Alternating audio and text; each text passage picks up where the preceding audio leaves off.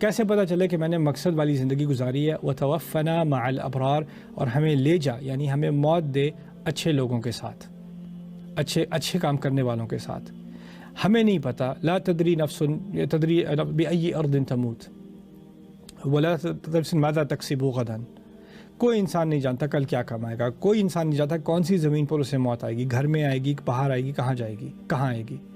قل لو كنتم في بيوتكم لبرز الذين كتب عليهم القتل الى مضاجعهم، تعالیٰ نے ایک اور جگہ اسی صورت میں کہا ہے، کیونکہ کچھ لوگ جو ہے جنگ میں گئے تھے تو وہ مارے گئے، تو پیچھے جو رہ گئے انہوں نے کہا لو كانوا عندنا ما ماتوا وما قتلوا، ہمارے ساتھ گھر پہ رہ جاتے تو نہ مارے جاتے۔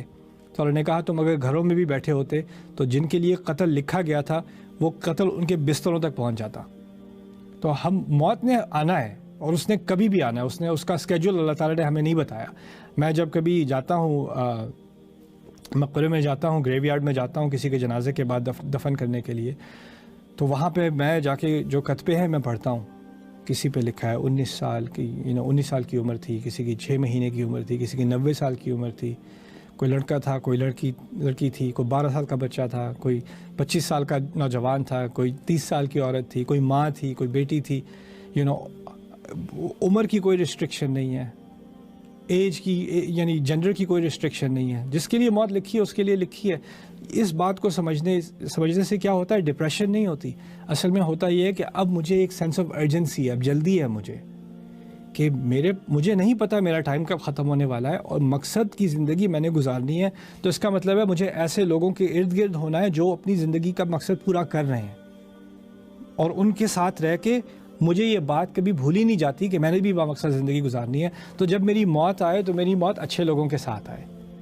اس کا مطلب یہ بھی ہے کہ ہمیں توفنا مع الابرار کہ ہمیں لے جانا اچھے لوگوں کے ساتھ، یعنی ان کی کیٹیگری میں ڈالنا جن کے ساتھ ہوں گے۔ المرء مع من احب، ایک بندہ وہاں انسان وہاں اپنے آپ کو پائے گا جن لوگوں کے ساتھ وہ محبت کرتا ہے۔ تو اگر ہم ابرار کے ارد گرد ہوں گے اور اس کے ذریعے سے اپنا مقصد پورا کر رہے ہوں گے، اچھے لوگوں کے ارد گرد ہوں گے، تو آخرت میں بھی ہمیں اللہ اچھے لوگوں کے ارد گرد اٹھائے گا۔ اللہ یہ دعا ہم سب کی پوری کرے۔ وتوفنا مع الابرار، اس سے ہمیں یہ بات بھی پتہ چلی کہ با مقصد زندگی گزارنے کے لیے جو دعا ہم نے کی ہے اس میں ہمارا بھی ایک حصہ ہے، کیونکہ اللہ سے تو ہم دعا کر سکتے ہیں وتوفنا مع الابرار، لیکن سارے آپ کے دوست، ساری آپ کی کمپنی، ساری آپ کی سوشل انوائرمنٹ، اس میں غیبت ہے اور وقت کا برباد کرنا ہے اور بے حیائی ہے اور بے تکی باتیں ہیں، بے مقصد باتیں ہیں، اسی میں ساری دن اور ساری راتیں گزرنی، گپ شپ ہو رہی ہے، ہینگ آؤٹس ہو رہے ہیں۔ اگر یہی تمہاری زندگی رہ گئی ہے تو کس منہ سے دعا کر رہے ہو توفنا مع الابرار؟ کیا ایک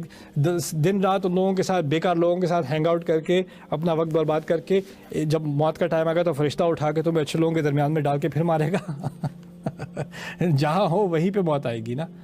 جس انوائرمنٹ میں ہو، جس سوسائٹی میں ہو، جس سرکل میں ہو، وہیں پہ موت آئے گی۔ تو اس دعا سے ہم نے اپنے اندر بھی اپنے آپ کو آئینے میں بھی دیکھ لیا کہ میں اپنے آپ کو کن لوگوں سے سراؤنڈ کر رہا ہوں، کن لوگوں سے میری بات چیت ہو رہی ہے، کیسی بات چیت ہو رہی ہے، کیا وہ اچھے لوگ ہیں؟ کیا ان لوگوں کے ساتھ ہونے سے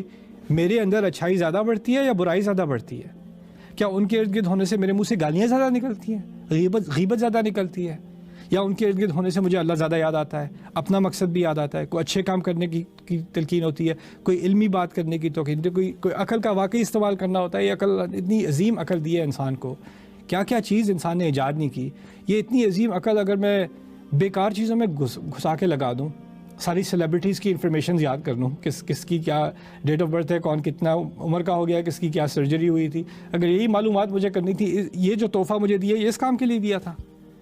تو یہ وتوفنا مع الابرار سے کیا بات نکلتی ہے؟ کچھ لوگ ہوتے ہیں جن کو اپنا مقصد سمجھ میں آتا ہے، وہ پرپسفل زندگی گزارتے ہیں، وہ فضول کی باتیں نہیں کرتے، وہ اچھے کام کرتے ہیں، آپ ان کے ارد گرد ہوتے ہیں، آپ کو بھی اچھے کام کرنے کا شوق ہو جاتا ہے، آپ بھی اپنے آپ کو اپنے آپ کو اعلیٰ دیکھنے لگتے ہیں کہ میں ان چیزوں سے اونچا ہوں، میں لوگوں سے بہتر نہیں ہوں لیکن ان حرکتوں سے میں بہتر ہوں،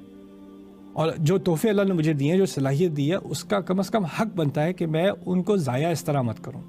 اسی لیے کہا وتوفنا مع الابرار ربنا وآتنا ما وعدتنا علی رسلک، ہمارے رب جو آپ نے اپنے سارے رسولوں سے وعدہ کیا تھا، یعنی جس جنت کا وعدہ کیا تھا، جس مغفرت کا وعدہ کیا تھا، وہ ہمیں بھی دے دیجیے۔ ولا تخزنا یوم القیامت، اور جہاں شروع میں بات ہو رہی تھی رسوائی کی، دعا کے آخر میں وہیں رسوائی پہ آ کے دوبارہ بات ختم ہو رہی ہے۔ ولا تخزنا یوم القیامہ، اور قیامت کے دن، کھڑے ہو جانے والے دن ہمیں رسوا مت کرنا۔ انک لا تخلف المیعاد، اب اپنے وعدے سے پیچھے نہیں ہٹتے۔ تو یہاں پر یہ جو دعا ہے شروع سے آخر تک، یہ کس چیز کی ہے؟ اللہ ہمیں عزت دے قیامت کے دن، اللہ ہمیں عزت دے آخرت میں، اور آپ اپنے آپ کو عزت دیں اس دنیا میں۔ میں اپنے آپ کو عزت کیسے دوں گا؟ میں اپنے ٹائم کو، اپنی کمپنی کو، اپنی سوسائٹی کو ایک لیول پر رکھوں گا، میرا ایک سٹینڈرڈ بنے گا کہ میں سٹینڈرڈ سے نیچے نہ گروں، کیونکہ اگر میں اپنے آپ کو نہیں عزت دے رہا، اپنی جو نعمتیں اللہ نے مجھے دی ہیں اس کو میں رسپیکٹ نہیں کر رہا، تو مجھے کیا توقع ہو سکتی ہے کہ اللہ تعالیٰ اس کو رسپیکٹ کرے گا قیامت کے دن؟